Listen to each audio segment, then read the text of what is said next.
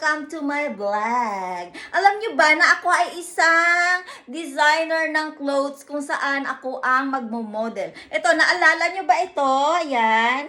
Mayroon na akong video niyan, pero tatahi ako para ayusin pa, para maging maganda. Ito, naalala nyo ba to? Ito.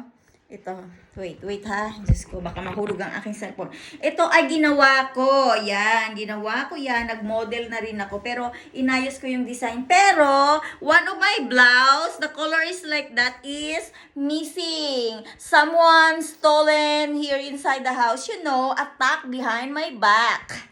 If I'm not home, they want to stolen what I done to, dress, clothes.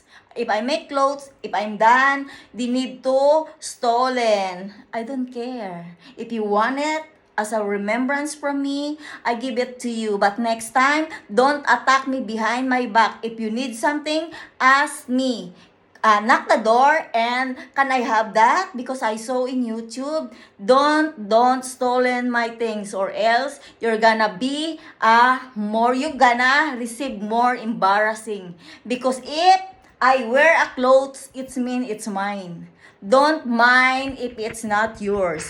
And I'm looking my Guess bag. Guess that it's the same to Ma'am Heart's Evangelista. I know that she have like that. Ano, nahiya ka ba? Na kinukuha mo ang akin? Kay alam ko na Ma'am Heart's, she is rich person. Pero yung tao na nga atake sa akin dito, sana hindi ko makita. Dahil kapag nakita ko, kapag sinabi ko, mine is mine, yours is yours. Huwag mo akong siraan sa social media para kunin lahat ng mayroon ako. Nakita mo to? Ito. Dito ako magdi-design. Empty pa yung cabinet ko, di ba? I'm happy that he removed. Herlin's husband removed his thing here. And this is look better than before. Remember, he hung the cover for bed. Yes, that's my curtains. Kaya kung sa tingin mo, masisira mo na masisira ako. Masisira mo ang ulo ko, kaya mo sinira ang YouTube ko sa television. Nagkakamali ka. Tandaan mo, hahanapin ko yung bag ko. At kapag hindi ko nakita dito, alam ko kung paano ko kayo kakabitan at pakakabitan ng lightest kasama ang mga pamilya ko at kung sino man ang kagrupo nyo.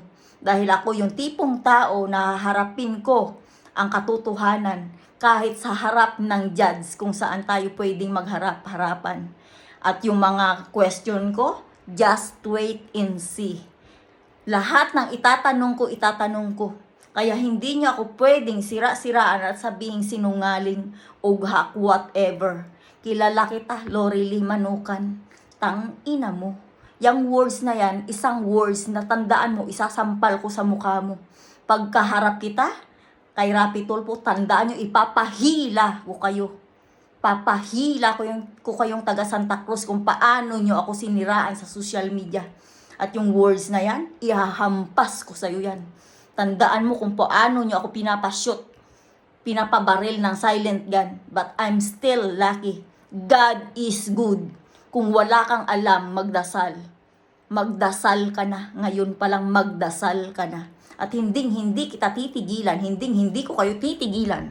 Hanggat hindi ko nakukuha ang hustisya na hinihingi ko. Dito nagsisiga-sigaan kayo sa Denmark dahil may protector kayo. Pues, hahanapin ko ang katarungan na nararapat sa akin. At sabihin nyo, siraulo ako dahil ginanon nyo ako.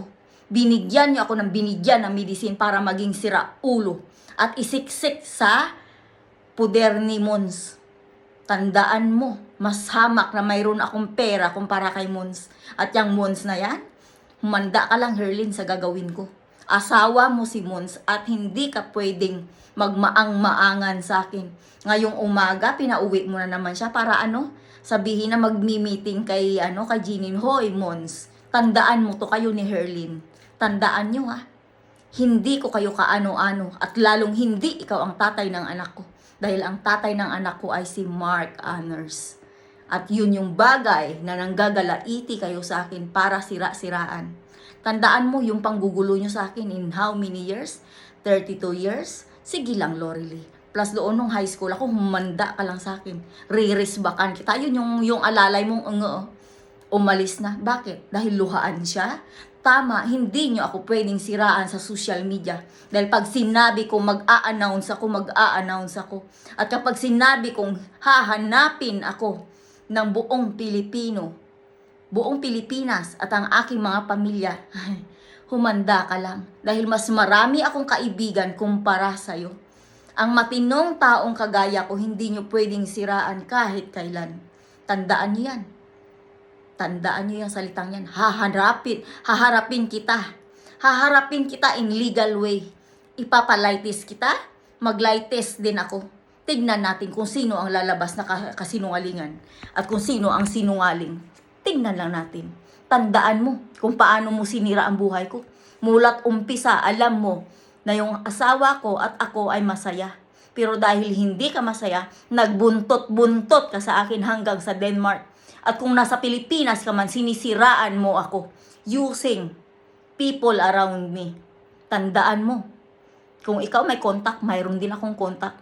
Be sure na mayroon kang lawyer. Be sure na mayroon kang judge na ihaharap sa akin. Dahil pati ang lawyer mo, kung kailangan kong kabitan ng lightis, pakakabitan ko.